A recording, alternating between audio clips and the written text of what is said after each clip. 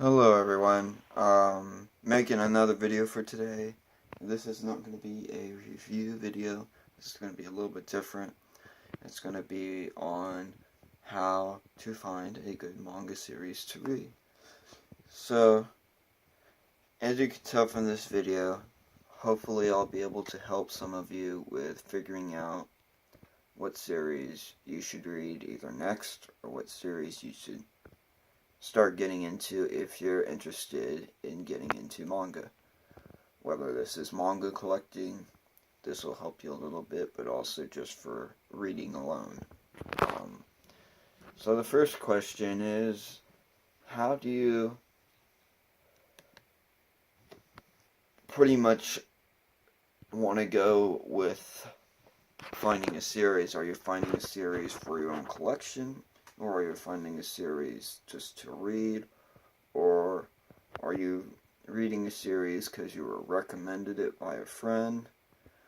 And that's another great way to get into series is because of a recommendation from a friend, but that isn't always the best idea, because a lot of times I have found that friends don't always have the same interests as you.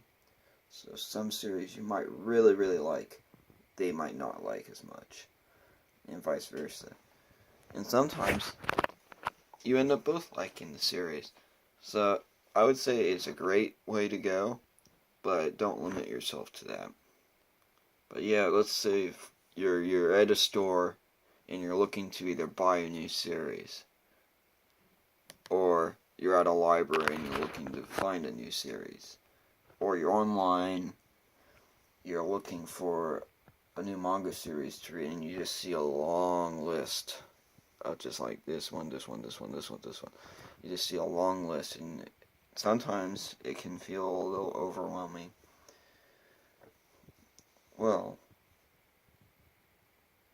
this is one way to eliminate some of the tough decisions you're gonna have to make. Unfortunately, with the amount of manga that is out in the world now, it's so vast. Even if you specify it to a specific genre, it still is just so vast, such a huge realm now, that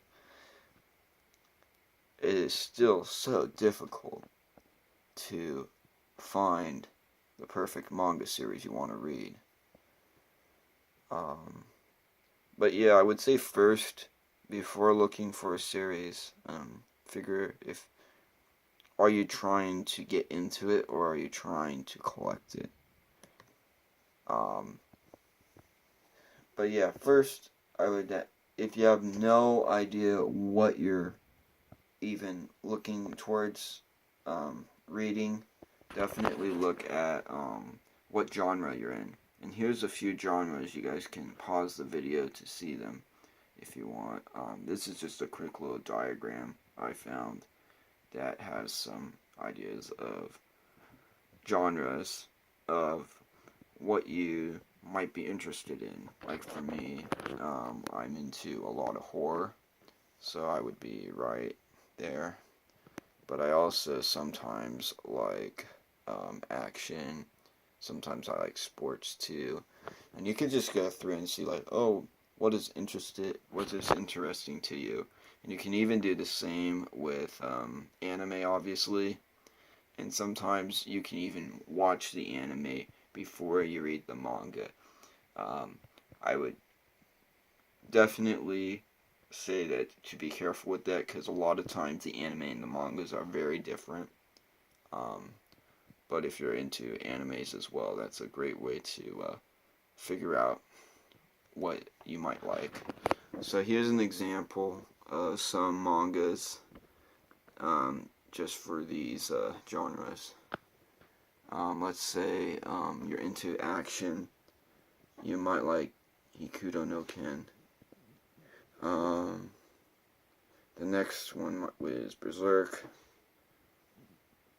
And So those are just some of the actions. You can also get slice of life, romance, comedy, other ones.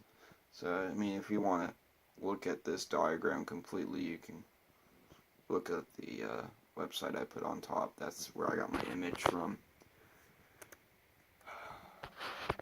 But yeah, now let's say that genre, you've already found out the genre, but that doesn't always just give you the exact mangas you want.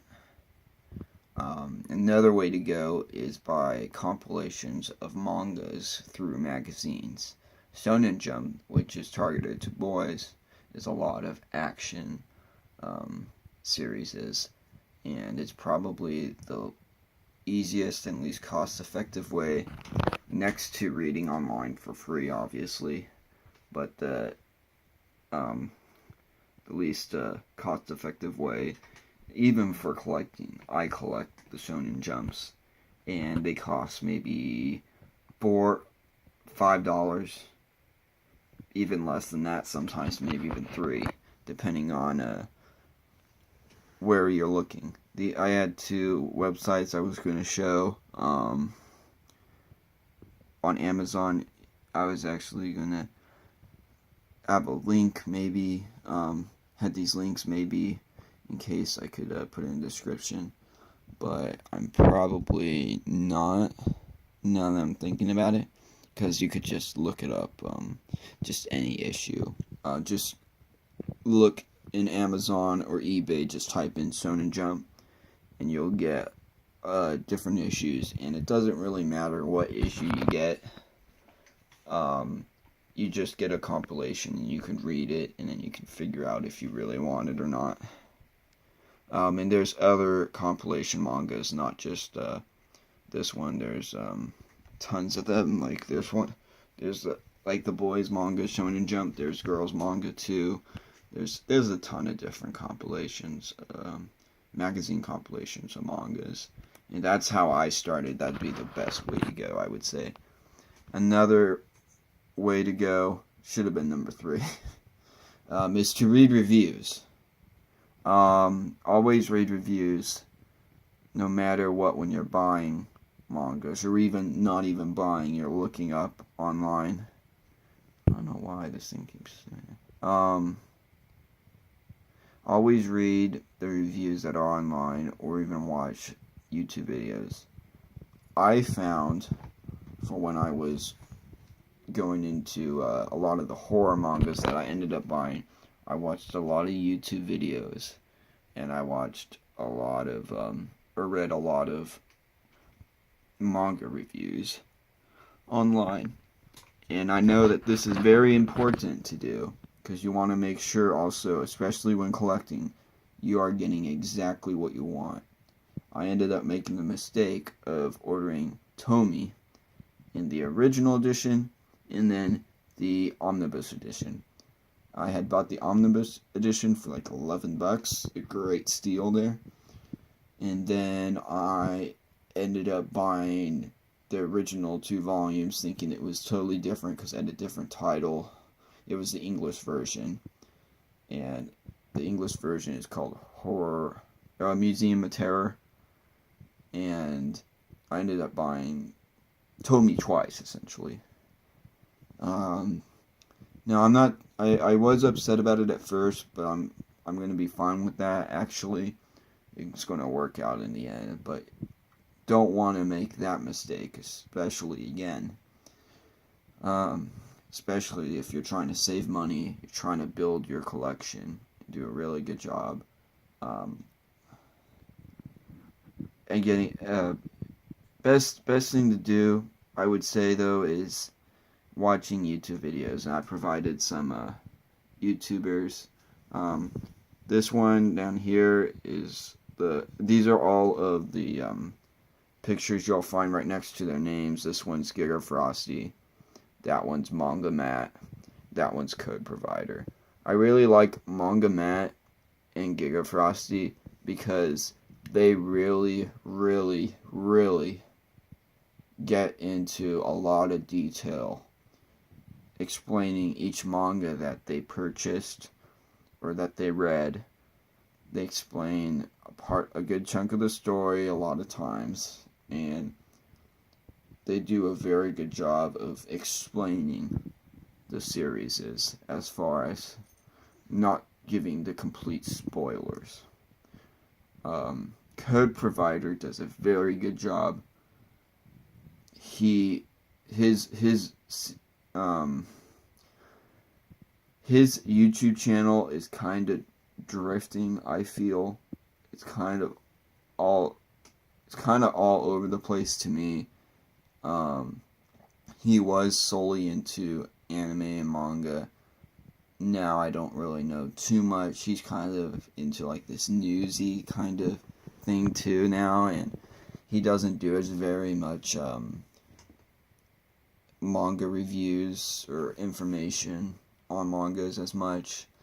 But if you do want to check his stuff out, a lot of his older stuff kind of covers that. Lastly, as you could tell, reading manga online is always going to be a solution, but always my last resort. The reason why it's my last resort is we want to support the industry, meaning that I want to go, for me, I would rather be buying online or even going to a used bookstore rather than just reading stuff online. Now, I understand not everybody has the expense to buy manga left and right, and heck, I don't either. So I sometimes read manga online, and I don't think it's that bad, as long as you are willing to pay some money to buy some manga. At least you are supporting the industry to an extent. Now there are mangas online, like the Shonen Jump online, that you can read online and pay. That is a great way to find out what series you really want to get into. But yeah, it's a great way to figure out what you want to read. If you really want to buy the series, you're going to invest your time in it. Or if it's a really expensive book, like let's say there was a book that I bought that was about $75 that I spent on a manga book that's really old, really hard to find. It's not getting reprinted, unfortunately, and it really should. But I read it online. I really liked it. I thought it was worth it. And a bunch of other things too went into play, like reading the reviews, my steps that I had said before. But yeah, I would say reading manga online is the last step. And I provide some different online sources you could go to. Crunchyroll has manga and anime online. Also, you can use Bookwalker or Comic Walker. All three of those are available as an app, or you could read it online. And Manga Reader, I know, is online. I don't think that they have a app, but I could be wrong. Anyways, so this is kind of just a quick summary of the steps I take in order to purchase manga. I have to say, out of all the steps, this is by far the step that I use the absolute most. I definitely would recommend you checking that out. That's why I'm creating as many manga reviews as I can, because I know a lot of the mangas that I'm getting or have, a lot of them, they don't have that many reviews on it. And you want to read multiple reviews. You don't just read or listen to a review that Manga Matt did and not go to Giga Frosty. I would say go to both. Or even better, if there is like Code Provider, Giga Frosty, Manga Matt, and somebody else, go to all of them. get as much information you can find. Don't limit yourself just to YouTube, and go online and type it in the Google search. Type in the title and review, and click on a few of those reviews and see what people say.